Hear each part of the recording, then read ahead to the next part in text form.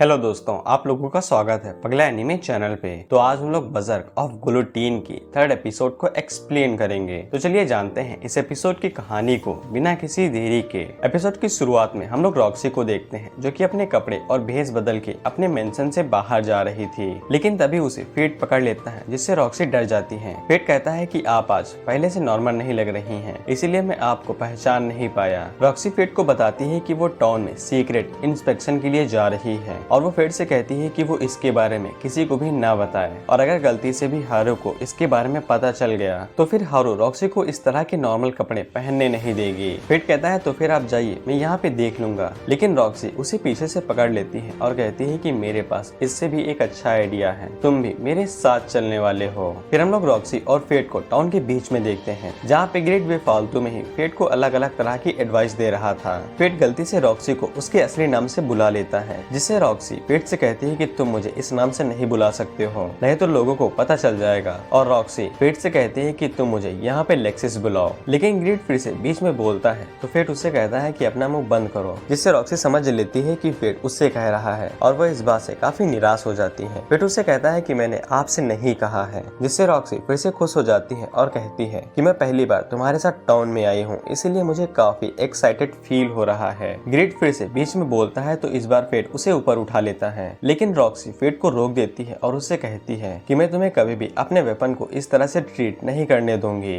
लेकिन फिर Roxy fate से पूछती है क्या मैं तुम्हारे वेपन को देख सकती हूँ। फेट अपने मन में सोचता है कि मैं रॉक्सी को कभी भी मेरी गुलोटीन स्किल के बारे में पता लगने नहीं दे सकता हूँ, क्योंकि अगर मैं भूख के चलते पागल हो गया तो मैं अपने रास्ते में आने वाले किसी को भी मार सकता हूँ। लेकिन अचानक से फेट अपनी शॉर्ट को नीचे गिरा देता है, लेकिन रॉक्सी सही समय पे उसे पकड़ लेती है। और जब रॉक्सी फेट की शॉर्ट को देखती है तब वो थोड़ा सा हैरान होती है, लेकिन वो फेट से कहती है कि तुम्हें इसका मेंटेनेंस करवा लेना चाहिए। फिर रॉक्सी और फेट दोनों ही मार्केट के अंदर घूमते हैं और घूमते हुए एक फल की दुकान पे आ जाते हैं, जहाँ पे रॉक्सी को कुछ अंगूर पसंद आ जाते हैं। तो वो शॉप ओनर से पूछती है क्या मैं पहले ट्राई करके देख सकती हूँ। इस पे शॉप ओनर उसे चखने के लिए दे देता है, और जब फेट और रॉक्सी दोनों ही उस अंगूर को चखते हैं तो वो काफी ज्यादा अच्छे थे। रॉक्सी कहती है ऐसा इसलिए क्योंकि इन्हें घर पे उगाया गया है, जिससे शॉप ओनर को रॉक्सी के ऊपर शक हो जाता है। लेकिन तभी फेट आगे बढ़ता है और वो कहता है कि इसके कुछ फैमिली मेंबर्स हार्ट फैमिली के अंदर काम करते हैं, इसीलिए इसको इस बारे में पता है। लेकिन तभी वहाँ पे एक होली नाइट आता है, जिससे मार्केट के सभी लोग डर के अपना सर झुका के साइड में खड़े हो जाते हैं, और वो सभी अपने मन में सोचते हैं कि जब से हार्ट फैमिली की लीडर मरे हैं तब से ये सब सहना और भी ज्यादा मुश्किल होता गया है। लेकिन जब वो होली नाइट रास्ते से गुजर रहा था तब ग्रेट फिर से फेट से कुछ कहता है, जिससे फेट उससे कहता है कि चुप रहो, और ये वाली आवाज उस होली नाइट को भी सुनाई दे जाती है। जिसके बाद वो फेट के पास आता है और उससे कहता है क्या तुमने कहा था वो, जिससे फेट अपने घुटनों पे बैठ के उसके लिए माफी मांगने लगता है। लेकिन होली नाइट काफी कमीना था, इसीलिए वो फेट के ऊपर लात मारने वाला था। लेकिन तभी रॉक्सी उससे कहती है कि जहाँ पे हो वहीं पे खड़े रहो। जिसके बाद जब वो होली नाइट रॉक्सी को ध्यान से देखता है तब वो कहता है कि मैंने तुम्हें पहले कहीं पे देखा है, क्या तुम हार्ट फैमिली की नई लीडर रॉक्सी हो। जिससे मार्केट के सभी लोगों को भी पता लगने लगता है कि ये लड़की और कोई नहीं रॉक्सी है। फेट अपने मन में सोचता है अगर सभी को पता चल गया कि ये रॉक्सी है तो काफी दिक्कत हो जाएगी।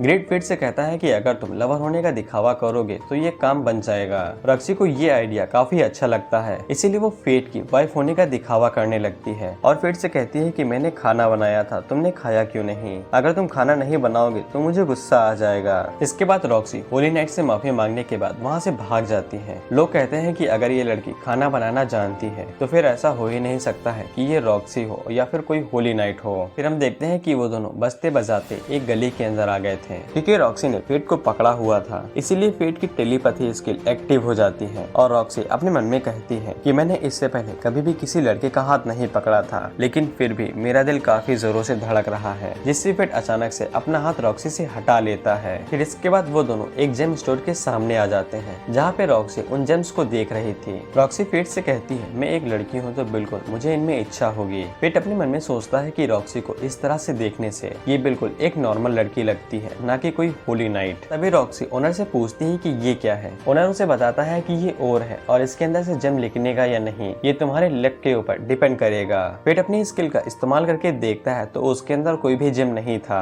देखते हैं कि रॉक्सी एक ब्लू कलर के जेम को देख रही थी, इसीलिए शॉप ओनर फेट से कहता है क्या तुम अपनी गर्लफ्रेंड के लिए इसे खरीदना चाहोगे, तुम बस इसे एक सिल्वर कॉइन में खरीद सकते हो। फेट इस बात से शर्माने लगता है। रॉक्सी रॉक्सी उस जेम को फिर से वापस रख देती है और वहाँ से चली आती है। फिर उससे पूछता है क्या तुम्हें सच में ये नहीं चाहिए, लेकिन रॉक्सी उससे कहती है कि हाँ मुझे ये नहीं चाहिए। तभी कुछ लोग उन दोनों के बगल से ये बात करते हुए गुजरते हैं कि क्या तुमने सुना है कि किसी ने चर्च में गॉब्लिन के कानों को डोनेट किया है और सिस्टर उसे ढूंढ रही हैं। तभी रॉक्सी उनके पीछे जाती है और वो इस बारे में उन दोनों से पूछती है। वो दोनों रॉक्सी को ज्यादा जानकारी तो नहीं देते हैं और उसे कहते हैं कि तुम्हें वॉरियर से पूछना चाहिए तो ज्यादा सही रहेगा। रॉक्सी फिर से कहती है कि मुझे उस जगह पे ले चलो जहाँ पे सारे वॉरियर्स इकट्ठा होते हैं। फिर उससे पूछता है क्या तुम यहाँ पे इसीलिए आई थी। रॉक्सी उसे बताती है कि वो उस मॉन्स्टर के ऊपर इन्वेस्टिगेशन कर रही है जिसने हाल ही में बहुत सारे गॉब्लिन्स को मारा है और वो कैपिटल के आसपास घूम रहा है। और बेशक तुम्हें पता होगा कि वो और कोई नहीं फेट है। इसीलिए ग्रेट उसे कहता है कि ये तो कमाल का ट्विस्ट हुआ। फिर हम देखते हैं कि फेट उसी बार में जाता है जहाँ पे वो अक्सर जाया करता था, लेकिन बार ओनर फेट को उस जगह पे बैठने से मना कर देता है जहाँ पे फेट ही पहले बैठा करता था। लेकिन जब बार ओनर देखता है कि फेट असल में जिंदा है तो वो फेट को वहीं पे बैठने के लिए इजाजत दे देता है। ओनर फेट से कहता है कि तुम इतने टाइम से गायब थे, लेकिन जब वापस आए हो तो अपनी प्यारी गर्लफ्रेंड के साथ वापस आए हो। फेट अपने मन में सोचता है कि कहीं रॉक्सी इस बात से गुस्सा न हो जाए, लेकिन रॉक्सी इस बात से शर्मा गई थी, इसीलिए वो गलती से कप को तोड़ देती है और वो बार ओनर से इसके लिए माफी मांगती है। ओनर उसे कहता है कि कोई बात नहीं, कुछ वॉरियर्स होते हैं जो कि अपने स्टेटस को कंट्रोल करने में बेकार होते हैं। ग्रेट फेट से कहता है कि रॉक्सी जरूर तुम्हारे बारे में ही फील कर रही होगी, जिससे फेट भी काफी शर्मा जाता है और वो भी गलती से कप को तोड़ देता है। जिसके बाद ओनर उन दोनों को खाने के लिए खाना देता है और उन्हें बताता है कि एक वॉरियर को गॉब्लिन्स का पूरा पहाड़ मिला था, लेकिन इतनी सारी गॉब्लिन्स की लाशें देख के वो डर के मारे वहाँ से भाग आया। रॉक्सी उससे कहती है कि कोई भी वॉरियर पैसों के लिए उन्हें जरूर इकट्ठा करता, लेकिन अगर ऐसा नहीं है तो फिर जरूर वहाँ पे कोई ना कोई ऐसा मॉन्स्टर होगा जो काफी खतरनाक होगा।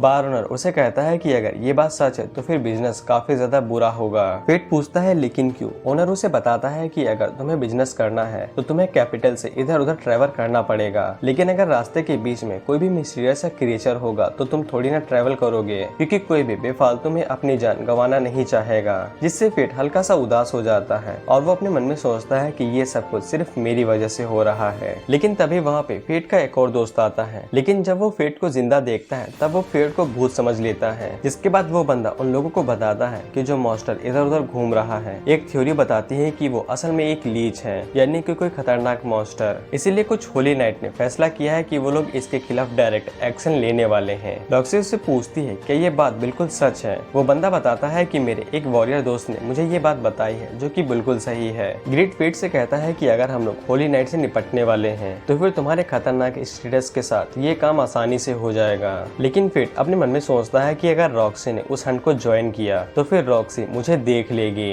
लेकिन फेट आगे कुछ सोचता इससे पहले ही वहाँ पे कुछ वॉरियर आ जाते हैं, लेकिन उनमें से एक वॉरियर रॉक्सी के साथ बदतमीजी करने लगता है। फेट उससे कुछ कहता कि उससे पहले ही रॉक्सी उसके ऊपर पाम अटैक करती है, जिससे वो वॉरियर दूर जाके गिरता है और बाकी सभी लोग समझ जाते हैं कि ये और कोई नहीं होली नाइट है, क्योंकि होली नाइट ही इस तरह का अटैक आसानी के साथ कर सकते हैं। जिसके बाद रॉक्सी उन लोगों को अपनी असली पहचान भी बता देती है कि वो हार्ट फैमिली की रॉक्सी है, जिससे वो तीनों वॉरियर डर के मारे रॉक्सी से अपनी जान की भीख मांगने लगते हैं और वो अपनी जान बचाने के लिए रॉक्सी को पैसे देने को भी तैयार थे। लेकिन रॉक्सी पैसों को साइड में करते हुए उनसे कहती है कि लोग हम लोगों को देखते हैं कि हम उनकी मदद करेंगे और हम लोग उन्हें इस तरह से देखते हैं कि जैसे वो कोई ऑब्जेक्ट हो और उन्हें डराते हैं, और मुझे इसी बात का पछतावा होता है और इसके ऊपर शर्म भी आती है। हम होली नाइट्स यहाँ पे इसलिए मौजूद होते हैं ताकि हम लोगों की रक्षा कर सकें, एक ऐसी दुनिया जहाँ पे हर कोई एक साथ मुस्कुरा सके। ये सपना मेरे फादर का था और मैं भी इस सपने को शेयर करती हूँ। जिसे फेट का दोस्त कहता है कि ये लड़की बिल्कुल अपने फादर की तरह ही है। इसके बाद वो सभी वॉरियर्स रॉक्सी से पूछते हैं हम क्या तुम्हारे साथ बात कर सकते हैं, जिसके लिए रॉक्सी मान जाती है और वो उनके साथ पंजा भी लड़ाती है। फिर हम लोग देखते हैं कि फेट ब्लैक स्मिथ के पास जाता है और ग्रेट की पॉलिश भी करवा लेता है, जिससे ग्रेट को नई नई स्वॉर्ड की तरह फील होने लगता है। रॉक्सी फेट से कहती है कि मैं तुम्हारी वजह से उस भागने वाले मॉन्स्टर के बारे में और भी ज्यादा जान पाई, उसके लिए शुक्रिया। लेकिन वर्किस फैमिली ने मुझे इस लायक भी नहीं समझा कि वो लोग मुझे इसके बारे में इंफॉर्मेशन दें। लेकिन तभी उन दोनों को आवाज सुनाई देती है कि कोई बच्चा रो रहा है, और जब वो दोनों थोड़ा सा आगे जाते हैं तब वो देखते हैं कि वर्लिक्स सिबलिंग्स एक बच्चे को परेशान कर रहे थे।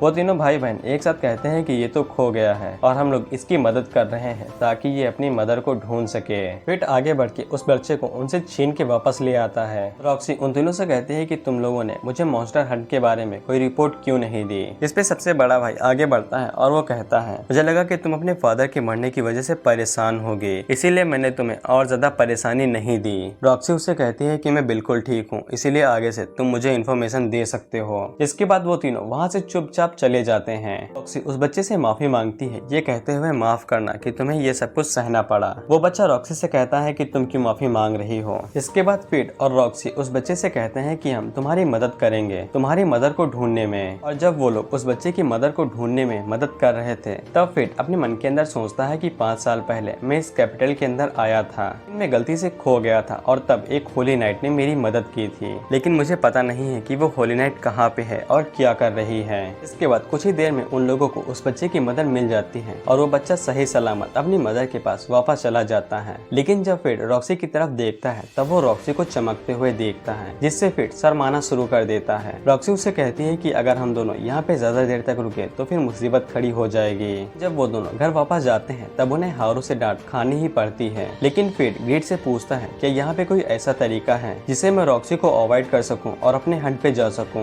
ग्रिड उससे कहता है कि यहाँ पे एक तरीका है। फिर हम लोग फिड को फिर से मार्केट के अंदर देखते हैं, जहाँ पे वो अपने लिए एक मास्क खरीदता है। फिड को बताता है कि ये मास्क काफी ज्यादा स्पेशल है और अगर तुम इसे पहनते हो तो तुम्हारी आइडेंटिटी कोई भी नहीं जान पाएगा। फिड फिर से उस जेम की शॉप को देखता है। अगले सीन में हम लोग फिड को रॉक्सी के सामने देखते हैं और फिड ने रॉक्सी को एक ओर दिया था और उससे कहता है कि आपने अभी तक जो भी मेरी मदद की है उसके लिए शुक्रिया, मेरी तरफ से मेरा ग्रेटिट्यूड समझ लीजिए। इसके बाद रॉक्सी जब उस ओर को खोलती है, तब उसके अंदर वही जेम था जिसको रॉक्सी ढूंढ रही थी। फिड से कहती है कि ये काफी सुंदर है, क्या तुम्हें इसके बदले में मुझसे कुछ चाहिए। फिड इस बात से शर्माने लगता है। रॉक्सी उससे कहती है कि तुम्हें मीट काफी ज्यादा पसंद है, इसीलिए मैं अपनी तरफ से तुम्हें मीट की ट्रीट देती हूँ। जिसके बाद हम लोग काफी सारे होली नाइट्स को देखते हैं जो कि मॉन्स्टर हंट पे जाने वाले थे। और इसी के साथ ये एपिसोड यहीं पे खत्म होता है और शायद अगला एपिसोड काफी धमाकेदार होगा।